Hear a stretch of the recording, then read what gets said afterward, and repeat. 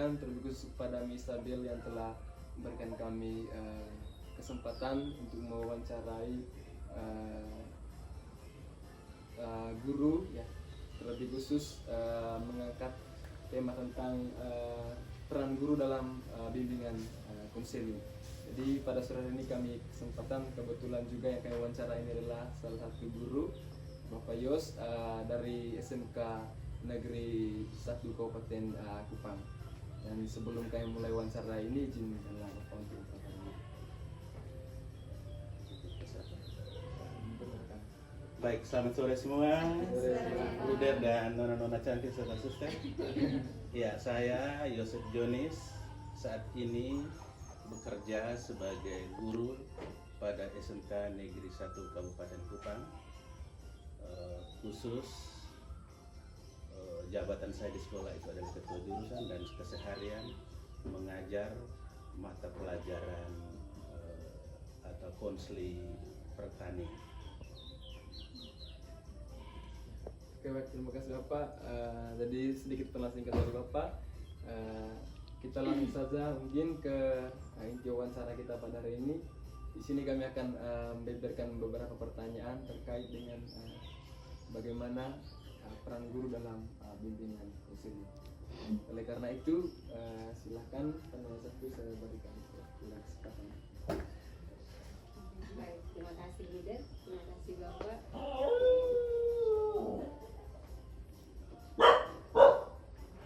Pertanyaan saya tentang nilai integritas, yaitu tentang kejujuran dan tanggung jawab Bapak di sekolah. Bagaimana Bapak menjalani integritas ini, bagaimana Bapak menjalani kejujuran dan tanggung jawab Bapak untuk menjadi contoh dan teladan untuk adik-adik atau anak-anak di sekolah. Baik, terima kasih. Ini berbicara tentang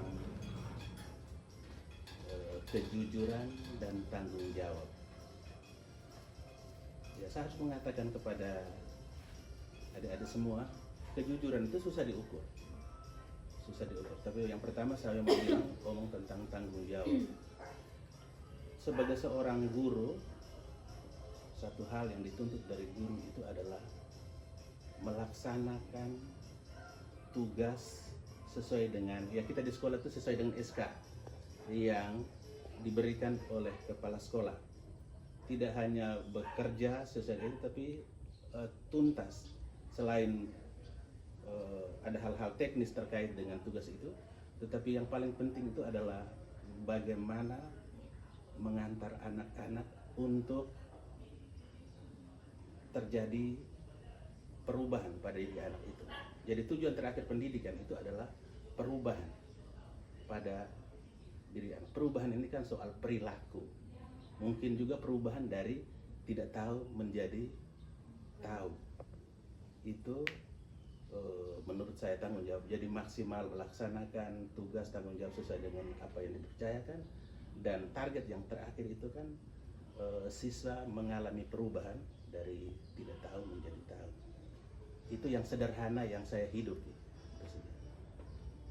Terima kasih Bapak. Mungkin kita langsung saja ke pertanyaan berikut dari teman-teman. Mungkin ada pertanyaan yang mau disampaikan.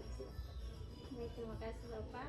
Pertanyaan selanjutnya, bagaimana peran guru dalam mencegah atau menangani masalah-masalah yang dihadapi siswa seperti bullying atau stres?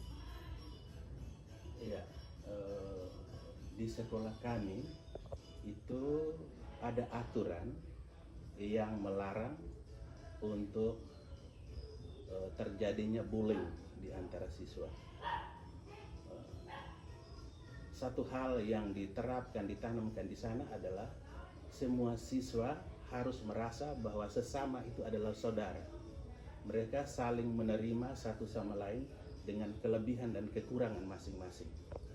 Ini konsep yang ideal. Memang dalam kenyataan masih ditemukan, tetapi dengan adanya aturan yang diterapkan oleh sekolah itu kejadian bullying yang menyebabkan siswa lain stres itu kecil sekali. Itu kira-kira. Jadi mereka menerima harus sebagai saudara, sebagai teman. Terima kasih. Baik, terima kasih Bapak. Pertanyaan ketiga, bagaimana Bapak bekerja sama dengan orang tua dan pihak lain untuk mendukung kebutuhan siswa? Kan kebutuhan siswa ini kan banyak, mungkin secara pribadi kan kebutuhan siswa itu berbeda-beda. Bagaimana cara Bapak mendukung, maksudnya bekerja sama dengan orang tua atau pihak lain untuk mendukung kebutuhan siswa? Ini kami di SMK omong kebutuhan siswa, kami memang tidak mengelompokkan atau mengurus per siswa, itu belum ada, kami belum punya itu. Kalau konteksnya itu kebutuhan siswa dalam kaitan dengan pembelajaran, khususnya praktek, biasanya kami pertama itu membuat konsep atau merencanakan program kerja. Dari program kerja itu, lalu kami minta persetujuan dari kepala sekolah, karena kami ini kan yang itu kan terjadi di jurusan. Ketika kepala sekolah menyetujui apa yang menjadi program kami undang orang tua. Pertama itu memberitahu kepada orang tua bahwa inilah program kerja kami yang akan kami lakukan dalam semester ini atau dalam tahun yang berjalan. Yang kedua, terkait dengan dana atau biaya, itu biasanya sekolah tidak mampu membiayai sendiri. Karena itu biasanya ketika kami undang orang tua itu, kita menyampaikan bahwa sekolah punya kesanggupan, kemampuan untuk membiayai kegiatan hanya sebatas ini, dan kami minta bantuan orang tua untuk mendukung, melengkapi kekurangan yang ada ini. Dan biasanya yang kami sampaikan selama pengalaman saya menjadi guru dan sudah lama saya menjadi ketua jurusan, biasanya orang tua dukung, orang tua sangat mendukung. Jadi untuk kebutuhan siswa itu kalau dibangun komunikasi yang baik dengan orang tua, program itu bisa berjalan lancar, bisa berjalan sesuai dengan harapan. Jadi biasanya anak-anak yang punya keinginan untuk punya keterampilan di sini, misalnya salah satu katakanlah petani NTT ini kan sampai saat ini harus diakui bahwa ketergantungan pada pupuk kimia sangat tinggi. Kami mengajarkan bagaimana ke depan ini alam lingkungan kita ini kan tetap produktif dan memberikan hal yang positif untuk kehidupan generasi yang akan datang dengan menerapkan pertanian menggunakan pupuk anorganik. Kita melakukan proses pembuatan pupuk organik dengan bahan-bahan yang ada di sekitar yang murah, dan itu ada hal-hal tertentu yang kita minta orang tua bantu, misalnya apalagi EM4.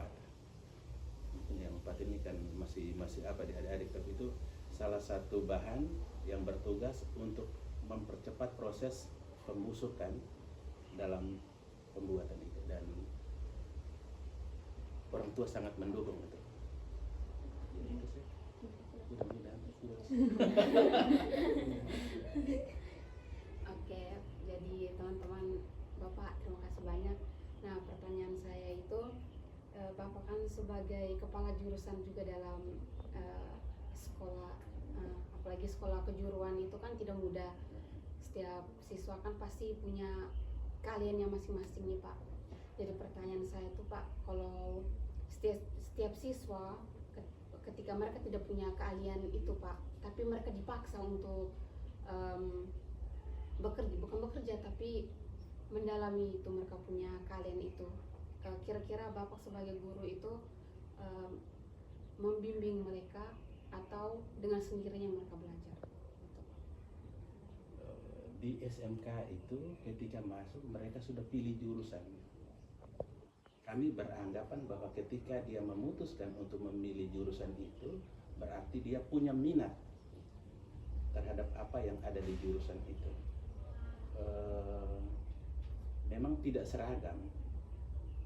Hal ini kita bisa lihat dari semangat mereka mengikuti proses pembelajaran itu. Ada yang memang secara teori itu bagus sekali, tetapi ketika kita turun untuk praktek, itu mereka canggung untuk bekerja, dan ini kan soal pembiasaan barangkali. Tetapi saya sebagai guru biasanya ya mungkin agak kasar sedikit itu kan memaksa dengan catatan semua yang kita ajarkan ini baik dan wajib semua harus kuasai. Mungkin bahasanya kan agak kasar karena memaksa, tetapi dalam konteks ini saya secara pribadi itu akan merasa bahagia. Bagaimanapun sebagai manusia, apa yang kita berikan, kita punya harapan untuk yang menerima itu kan menguasai, kalau perlu dia punya keterampilan lebih. Dan pengalaman yang terjadi adalah ketika saya secara pribadi menggunakan itu, dan satu hal yang menurut saya itu menjadi ciri khas saya itu kan saya berteman dengan mereka. Ketika mereka lakukan, saya juga ada di tengah-tengah mereka, sehingga mereka termotivasi dan melakukan dengan penuh sukacita, dan akhirnya mereka senang. Jadi pendekatan secara Ya, teman bapak Pak. anak sebagai Iya. teman itu yang terjadi. Karena itu di SMK harus seperti itu. Iya. Nah, oke. Terima kasih Bapak. Mungkin pertanyaannya agak sedikit nyambung tadi dari jawaban Bapak. Pertanyaannya mengenai materi kami, yaitu peran guru dalam bimbingan konseling. Jadi di sini pertanyaannya, apakah Bapak pernah melakukan bimbingan sederhana di kelas, misalnya nasihat belajar atau motivasi untuk penguatan karakter mereka? Saya di sekolah itu selain sebagai guru juga sebagai pendidik. Guru itu menyalurkan materi pengetahuan yang ada dalam otak saya ke otak mereka. Tetapi sebagai pendidik, saya juga, walaupun bukan konseling, saya juga memberikan pembinaan terhadap hal-hal, terutama karakter yang menurut saya itu tidak terpuji. Karena sebagai ketua jurusan, hampir setiap minggu itu saya selalu dapatkan masalah dari, apalagi anak-anak di jurusan saya itu semua laki-laki. Semua laki-laki. Tapi itu tadi dengan kemampuan yang ada pada diri saya, lalu saya memposisikan sebagai orang tua dan pada saat tertentu memposisikan sebagai teman, saya selalu berusaha untuk memanggil mereka di ruangan saya.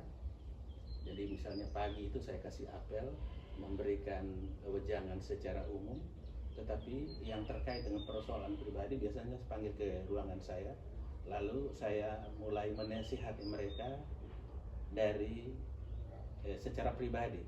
Dan pada saat itu biasanya mereka sangat jujur untuk menyampaikan apa sebenarnya yang terjadi, motif apa yang mendorong mereka sehingga mereka harus melakukan seperti itu.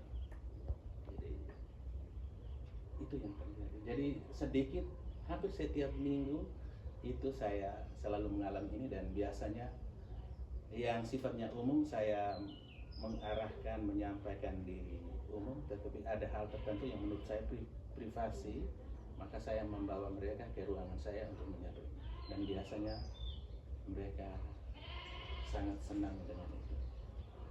Jadi itu pengalaman. Oke, baik, terima kasih Bapak. Jadi kesimpulannya bahwa peran guru dalam bimbingan konseling itu